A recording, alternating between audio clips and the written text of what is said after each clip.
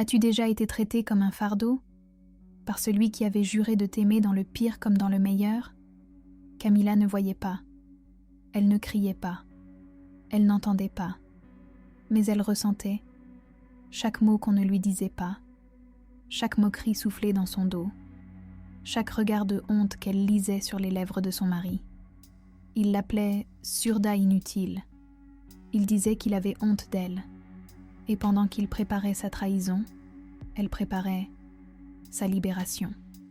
Ce récit n'est pas une vengeance, c'est une renaissance. Une justice orchestrée en silence par une femme qu'on croyait brisée. Quand Camilla a choisi de ne plus se défendre, mais d'observer, tout a changé. Là où il tramait dans le secret, elle écoutait dans l'ombre. Là où il riait, elle écrivait. Et ce qu'elle a fait à son mari a marqué à jamais tous ceux qui l'avaient humiliée. Beaucoup regardent nos vidéos, sans s'abonner. Mais celle-ci, tu dois la voir jusqu'au bout. Car elle va te montrer le pouvoir caché d'une femme humiliée qui renaît dans le silence. Abonne-toi maintenant et active la cloche. Ce que tu vas entendre pourrait te réveiller. Il y a des blessures qu'aucun cri n'exprime, des douleurs qui ne passent pas par les mots, parce qu'elles vivent dans le silence. Camilla, douce âme emprisonnée dans un monde sonore qu'elle n'entendait pas, connaissait bien ce type de souffrance.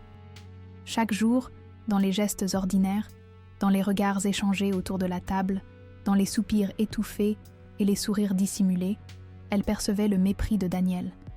Ce n'était pas une blessure visible, c'était un poison lent, une dissolution de l'estime de soi, une trahison douce et continue. Il ne levait pas la main. Non. Il levait les yeux au ciel quand elle parlait, tournait la tête avec impatience, laissait échapper des rires étouffés lorsqu'elle essayait de lire sur les lèvres des autres. Et chaque fois, son cœur criait dans une langue que personne n'entendait. Daniel se moquait d'elle avec une cruauté polie. En public, il parlait à ses amis comme si Camilla n'existait pas, ou pire, comme si elle était un fardeau attaché à son bras. Elle est charmante, mais bon, vous savez, les limitations et les rires fusés, camouflés derrière des gorgées de vin. Camilla restait droite, lisant les mots qui ne lui étaient jamais vraiment adressés, captant les fragments de conversation comme on collecte les morceaux d'un miroir brisé. Elle devenait spectatrice de sa propre humiliation. Ce n'était pas seulement la trahison féminine incarnée par les regards condescendants des femmes qui la jugeaient. C'était une trahison humaine, une déchirure entre ce qu'elle offrait, loyauté, tendresse, silence, et ce qu'elle recevait, dédain, moquerie, invisibilité. La maison qu'ils partageaient était belle en apparence, mais son cœur y rétrécissait. Daniel contrôlait les finances, les rendez-vous, les amis qu'il recevait. Il faisait croire que c'était pour l'aider, que sa surdité demandait une organisation plus stricte. Mais dans chaque décision prise sans elle, Camilla sentait son âme glisser plus bas, comme un oiseau aux ailes coupées. Il lui disait qu'elle ne pouvait pas comprendre les choses complexes, qu'elle ne savait pas lire correctement les nuances. Et pire que tout, il utilisait ses propres mots contre elle. Il écrivait des messages cruels en disant que c'était des blagues, que tu ne peux pas comprendre l'humour comme tout le monde. Petit à petit, il effaçait sa voix. Même ses gestes étaient interprétés comme dérangeants. Si elle s'énervait, il lui disait qu'elle était instable. Si elle se taisait, il disait qu'elle était froide. Il gaslightait chacun de ses silences, manipulait chaque hésitation. Camilla commença à douter de ses perceptions, de ses instincts. Elle n'était plus sûre si elle exagérait, si elle méritait ce traitement. Et c'est ainsi que l'abus le plus dangereux s'installa. Celui qui fait croire à la victime que c'est elle le problème. Elle se sentait minuscule dans une maison pleine de meubles brillants et de mots tranchants. Et pourtant, une partie d'elle, une infime lueur, refusait de mourir. Elle se souvenait de son enfance, des regards aimants de sa grand-mère, de cette main chaude qui lui disait en langue des signes « Tu es précieuse ». Ce souvenir revenait la hanter dans les moments les plus sombres, comme un souffle divin entre les murs de l'humiliation. Dans la solitude, elle priait sans mots, les yeux fermés, les mains jointes sur son ventre, comme si le ciel pouvait entendre ce que la terre refusait de voir. Son renouveau intérieur n'avait pas encore commencé, mais les graines de sa résilience germaient déjà, silencieusement, dans le terreau de sa douleur. Daniel, lui, devenait plus audacieux. Il parlait d'elle comme d'un poids mort à des collègues, pensant qu'elle ne lisait pas sur les lèvres à distance. Il riait de ses erreurs de lecture, disait qu'elle était mignonne, mais inutile. Camilla lisait ses mots dans les expressions, dans les mouvements des lèvres, dans les gestes qu'il croyait discrets. Et chaque mot vu, mais non entendu, devenait une flèche. Mais au lieu de la tuer, ces flèches l'éveillaient. Elle sentait la brûlure, oui, mais aussi un frisson de lucidité. Je vois, je comprends, je n'oublie pas. Le pire moment fut un dîner, entouré d'amis. Daniel, dans une explosion contrôlée, lui dit devant tous : « Tu es une surde inutile. Tu crois que je suis fière de dire que tu es ma femme ?» Un silence pesant tomba. Certains rirent nerveusement. D'autres baissèrent les yeux. Mais Camilla, elle, ne pleura pas. Pas ce soir-là. Elle leva lentement son verre d'eau, le reposa sans un mot, et regarda Daniel droit dans les yeux. Il ne vit rien.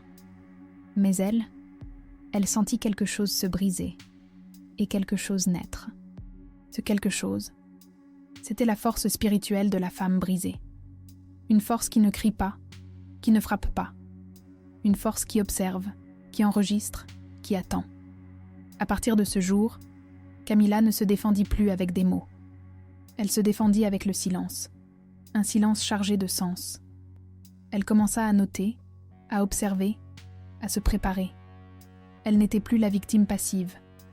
Elle devenait celle qui allait écrire la suite de son histoire. Et ce silence allait bientôt devenir le bruit de sa libération. Car dans chaque humiliation, il y avait un message caché, une vérité spirituelle. Et cette vérité, Camilla allait la révéler, non pas avec colère, mais avec une stratégie construite dans les profondeurs de son âme blessée. Mais pour cela, elle devait encore traverser la prochaine nuit noire. Une nuit pleine de trahison. La trahison ne commence jamais avec un grand coup. Elle commence dans les détails, dans les absences qui s'étirent, dans les sourires que l'on ne reçoit plus, dans les regards volés à une autre. Camilla, désormais éveillée à sa propre douleur, sentait depuis longtemps l'étrangeté dans les gestes de Daniel. Mais ce qu'elle découvrit dépassait l'humiliation. C'était une descente dans l'obscurité d'une trahison préméditée. Ce n'était plus un simple adultère. C'était une conspiration émotionnelle et financière, une guerre menée dans l'ombre contre une femme qui avait offert son cœur sans condition. Véronica. Un nom qui apparaissait de plus en plus souvent sur les lèvres que Camilla lisait sans que Daniel ne le sache. Elle comprit rapidement que cette femme n'était pas une passade. Elle était une alliée dans un plan sordide, s'emparer de ses biens, la faire signer des papiers sous prétexte d'aide, la réduire au silence. Elle ne pouvait pas tout entendre, mais elle lisait. Et ce qu'elle lisait dans les échanges de regards et les baisers volés en public était plus que suffisant pour comprendre. Il ne se cachait même plus. Camilla tomba sur les premiers messages par accident. Un ordinateur restait ouvert, une notification négligée. Ce jour-là, elle vit noir. Pas de jalousie, pas de rage, mais un vertige sacré. Les messages entre Daniel et Véronica étaient clairs, obscènes parfois, mais surtout stratégiques. Ils parlaient d'elle comme d'une marionnette. Elle croit qu'on l'aime, elle signera tout. Après, on pourra la placer n'importe où. Des mots froids, cliniques, inhumains. Chaque mot était une gifle déguisée en pixels. Elle trouva aussi des documents falsifiés, des signatures qu'elle ne se souvenait pas avoir données, des virements suspects, des achats qu'elle n'avait jamais faits. Daniel la dépouillait lentement, méthodiquement. Et Véronica l'encourageait. Une trahison féminine d'autant plus violente qu'elle venait d'une femme qui connaissait la douleur d'être invisible dans ce monde d'hommes. Camilla comprit alors que certaines femmes ne veulent pas être libres, elles veulent seulement remplacer celles qui le sont. Mais la douleur ne l'a pas brisée. Elle l'a réveillée. Camilla sentit une transformation s'opérer. La femme docile commençait à muer. son chagrin se changeait en lucidité. Elle ne pleura pas en découvrant les preuves. Elle prit un cahier. Elle nota les dates, les heures, les montants. Chaque page devenait une marche vers sa renaissance. Elle n'allait pas crier. Elle allait construire. Il y avait en elle un feu nouveau, une lumière dans la nuit noire de l'âme. Elle se surprenait à sourire devant l'écran, à caresser les bords des documents comme on caresse la peau d'un ennemi endormi. Elle préparait son éveil. Elle ne voulait plus comprendre. Elle voulait voir dans l'obscurité. Et l'obscurité, elle y était née. Elle y avait vécu. Mais cette fois, c'était elle qui en ferait un sanctuaire. Daniel ne savait rien. Il continuait à jouer son rôle, à rire fort, à lui parler comme à une enfant, à la ridiculiser discrètement en public. Mais Camilla observait. Chaque rire, chaque geste devenait une pièce du puzzle. Elle s'éveillait à une forme de mysticisme féminin, cette sagesse ancienne qui se transmet de femme brisée en femme debout. Une mémoire du corps, une stratégie de l'ombre. Véronica, elle, se croyait victorieuse, belle, jeune, supérieure. Elle portait les bijoux de Camilla, utilisait sa voiture, dormait dans l'autre appartement, celui payé avec ses économies. Mais Camilla, elle, dormait paisiblement, car elle savait. Et quand une femme sait, elle n'a plus peur. Elle planifie. Elle prépare son silence comme on aiguise une lame invisible. Ce n'était plus seulement une trahison de couple. C'était une tentative d'effacement. Camilla, la femme sourde, devait disparaître doucement de la scène pour que Véronica puisse prendre sa place. Mais ce qu'ils ignoraient, tous les deux, c'est que Camilla était en train de devenir une tempête sacrée, silencieuse, mais implacable. Elle n'allait pas seulement se défendre. Elle allait les forcer à se voir dans le miroir de leur propre cruauté. Et dans ce miroir, il n'y aurait plus de place pour le mensonge. Mais pour cela, elle devait encore rester dans l'ombre. Elle devait se préparer. Car le jour viendrait. Et ce jour serait le début de leur chute. Il arrive un moment où même les pierres décident de pousser. Où même le silence hurle pour renaître. Pour Camilla, ce tournant fut invisible pour les autres, mais monumental pour son âme. Après tant de nuits à pleurer dans le noir, les mains sur les oreilles, comme pour y retenir ce qu'on ne veut plus entendre, elle prit une décision. Une décision intime, spirituelle, irréversible. Reprendre possession d'elle-même. Et cela commença par ce que personne n'attendait. Une opération. Une chance de retrouver un fragment du monde sonore, mais aussi une arme que Daniel ne verrait pas venir. C'est Dr Raphaël, un homme au regard clair et à la voix lente, qui l'accueillit dans ce processus. Il ne parlait pas à Camilla comme à une déficiente. Il lui parlait comme à une guerrière fatiguée, mais encore debout. L'implant cochléaire n'était pas une promesse de miracle, mais une promesse de possibilité. Camilla ne voulait pas seulement entendre. Elle voulait écouter le monde pour le comprendre, pour se défendre, pour ne plus être manipulée. Chaque rendez-vous était un rituel. Chaque test, une initiation. Chaque bruit perçu, une étoile dans sa nuit intérieure. Elle n'en parla à personne. Même pas à sa sœur, ni à son thérapeute, ni à l'univers qui l'entourait. Le secret devenait son sanctuaire. Dans cette solitude, elle développa une forme de discipline spirituelle. Elle méditait, écrivait, visualisait, et surtout, elle apprenait à entendre le monde. Les premiers sons furent violents, incohérents, brouillons, mais elle les acceptait comme on accueille une renaissance douloureuse. C'était le prix du despertar spirituel après la douleur. Dr Raphaël la guida, mais c'est Camilla qui ouvrit les portes. Elle retourna voir une orthophoniste, comme une enfant devant réapprendre à parler. Mais cette fois, il ne s'agissait pas de plaire. Il s'agissait de récupérer son pouvoir, sa voix. Elle récitait des phrases simples devant le miroir. Elle apprenait à articuler des mots qu'elle n'avait jamais dits. Et dans chaque syllabe, elle enfouissait une promesse silencieuse. Je parlerai pour me défendre, pas pour me faire aimer. En parallèle, elle reprit le contrôle de ses finances. Elle se rendit à la banque. Elle annula la procuration que Daniel utilisait pour vider ses comptes. Elle changea les mots de passe, sécurisa ses biens, récupéra les documents originaux de son entreprise familiale. Chaque signature, chaque retrait, chaque action était un acte de résistance. Ce n'était pas seulement administratif, c'était sacré.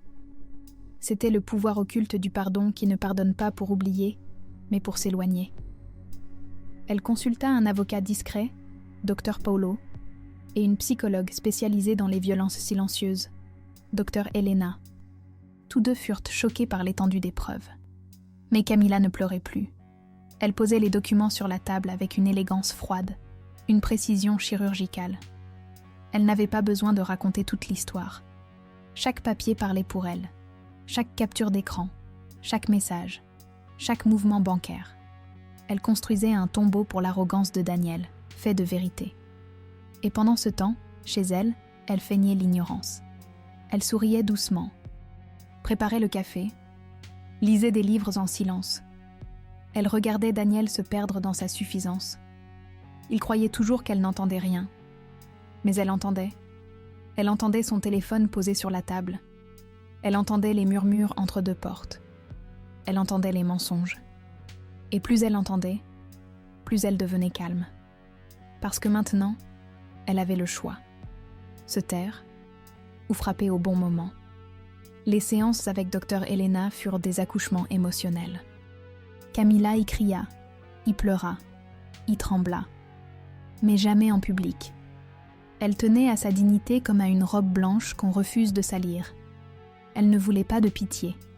Elle voulait de la force. Et elle l'obtint. Dans les exercices de visualisation, elle voyait Daniel face à elle. Et elle, debout, posée, libre. Ce rêve allait devenir réalité. Et dans ce rêve, un jour particulier revenait sans cesse. Son anniversaire à lui. 50 ans. Une fête prévue depuis des mois.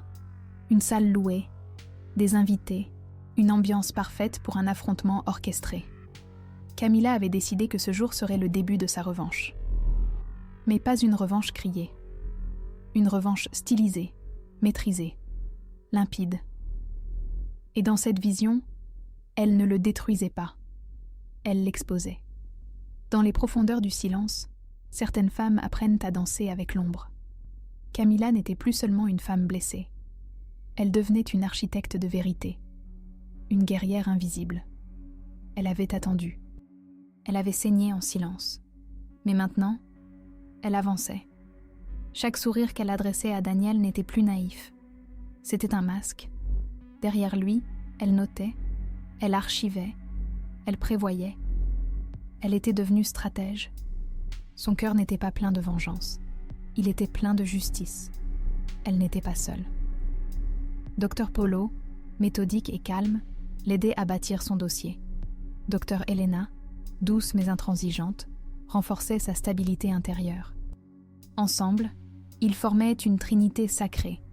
Vérité, guérison, libération. Camila leur montrait les enregistrements, les messages, les documents.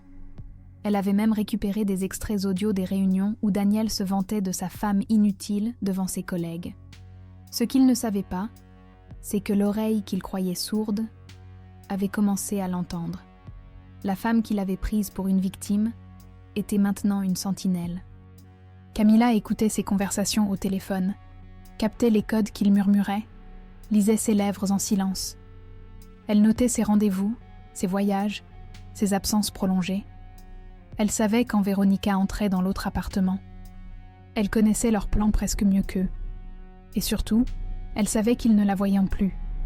Comme si, aux yeux de Daniel, elle était déjà effacée. Mais c'est justement cette invisibilité qu'elle transforma en pouvoir occulte. Elle décida de ne plus se défendre, mais d'attaquer avec intelligence. Pas une attaque violente, une attaque symbolique, chirurgicale, publique. Elle ne voulait pas seulement que Daniel perde. Elle voulait qu'il se regarde, qu'il entende, qu'il comprenne. Elle voulait que le monde voie ce qu'il avait caché si longtemps.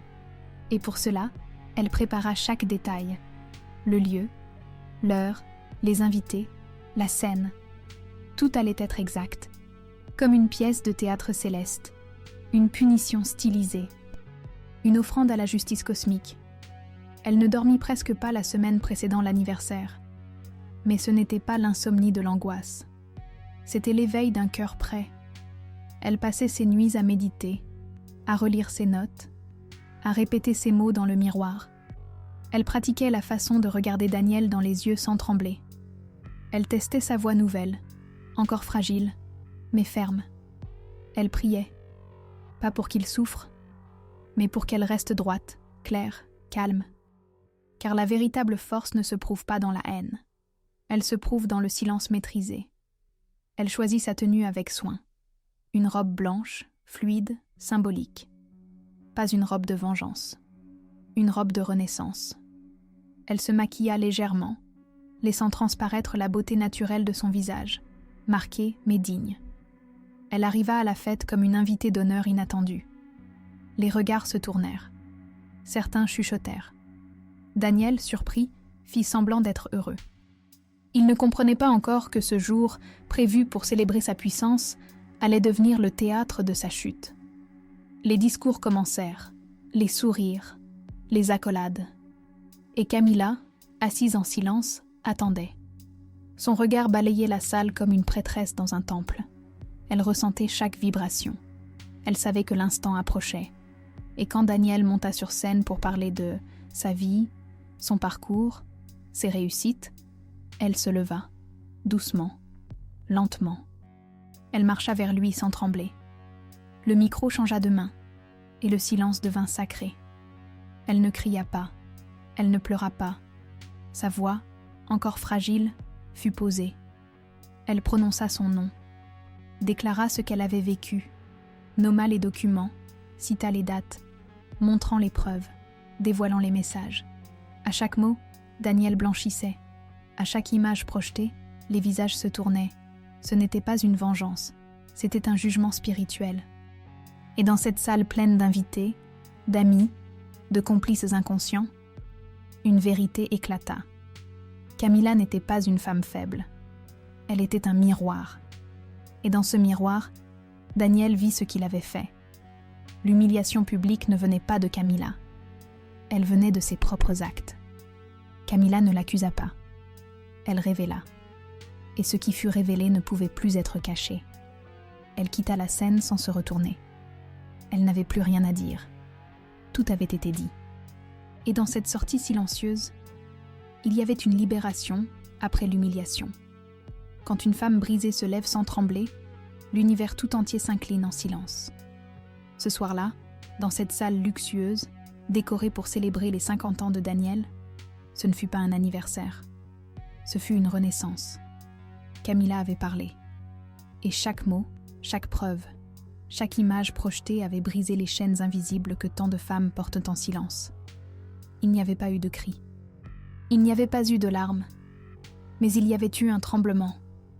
Un séisme doux, spirituel, une révélation. Daniel, devant tous, n'avait rien pu dire. Sa bouche s'ouvrait, se refermait. Il cherchait des mots, mais aucun ne pouvait contrer la clarté des faits. Les invités se détournaient, murmuraient. Même ses amis les plus proches fixèrent leurs pieds, incapables de soutenir son regard. Véronica, elle, avait quitté la salle en courant, le visage rouge de honte. Ce qui avait été caché dans l'ombre venait de naître dans la lumière. Et cette lumière venait de Camilla. Elle rentra chez elle seule. Mais jamais elle ne s'était sentie aussi accompagnée. Les murs de l'appartement semblaient se respirer avec elle. Les objets familiers n'étaient plus des témoins de souffrance, mais des alliés silencieux. Elle s'assit dans le fauteuil où elle avait pleuré tant de nuits, ferma les yeux et respira. Pour la première fois depuis des années, son souffle ne tremblait pas. Elle n'était plus en survie. Elle vivait. Les jours suivants furent étranges. Daniel tenta de la contacter. Il envoya des messages, des fleurs, des excuses. Il tenta même de pleurer devant son avocat. Mais Camilla ne répondit pas. Elle n'avait pas besoin de vengeance. Elle avait la vérité. Et parfois, la vérité est plus tranchante qu'un couteau. Elle regardait ses tentatives de reconquête avec compassion, mais sans pitié. Elle avait compris que certaines blessures ne se soignent pas avec des mots, mais avec des départs. Elle poursuivit ses séances avec Dr Helena, non plus pour se réparer, mais pour comprendre. Elle voulait transformer sa douleur en lumière. Elle ne voulait pas devenir amère, elle voulait devenir sage. Ensemble, elles parlèrent de pardon. Non pas celui qui réconcilie, mais celui qui libère. Camilla comprit que le pardon discret est un pouvoir mystique, une alchimie de l'âme. Et ce pouvoir, elle le tenait désormais dans le creux de ses mains. Elle reprit ses projets. Son entreprise familiale fut relancée. Elle investit dans des causes pour femmes sourdes. Elle commença même à écrire un livre, non pas pour raconter son histoire, mais pour guider d'autres femmes vers leur propre vérité. Son corps retrouva sa force. Sa voix, bien que timide, devenait ferme. Elle apprenait à parler avec ses cordes vocales comme elle l'avait toujours fait avec ses yeux, avec intensité. Et un jour, sans prévenir, elle fut invitée à une conférence sur la résilience féminine. Devant une salle pleine de femmes venues de tous horizons, elle monta sur scène. Les lumières étaient fortes. Le silence, profond. Elle respira, leva les yeux et parla. Lentement, clairement. Chaque mot était une offrande, un témoignage sacré, une clé. Ce jour-là, elle ne fut plus la femme de Daniel. Elle fut Camilla, entière, libre. Des messages arrivèrent de partout. Des femmes disaient « Je me reconnais en toi ». D'autres « Tu m'as réveillée ». Camilla les lisait avec les larmes aux yeux, mais le cœur léger. Elle avait transformé sa chute en fondation, sa douleur en message, son silence en arme. Et dans cette lumière nouvelle, elle sentit que plus rien ne serait comme avant. Car la force ne vient pas de ce qu'on crie. Elle vient de ce qu'on ne laisse plus nous détruire. Et Camilla avait choisi de ne plus se laisser effacer. Elle n'était pas seulement guérie, elle était devenue l'incarnation vivante du mysticisme féminin, celle qui renaît dans les cendres et transforme la poussière en lumière.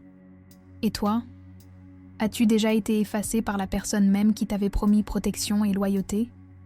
As-tu déjà dû te reconstruire dans le silence, pendant que les autres célébraient ton effondrement ? Dis-moi en commentaire. As-tu déjà été trahi par un partenaire et dû tout reconstruire sans un mot ? Ton témoignage pourrait être le refuge spirituel d'une autre femme ce soir. Si ce récit a éveillé quelque chose en toi, abonne-toi et active la cloche. Ici, chaque histoire est une clé cachée pour celles qui renaissent dans l'ombre. Et ne pars pas maintenant. Le prochain récit va te révéler encore un autre secret. Un secret sur la force mystique des femmes brisées, celles qu'on pensait finies, mais qui reviennent plus puissantes que jamais. Clique, écoute, et rappelle-toi, personne ne peut faire taire une femme qui a appris à entendre l'invisible, avec amour et mystère sacré, cicatrice de l'âme.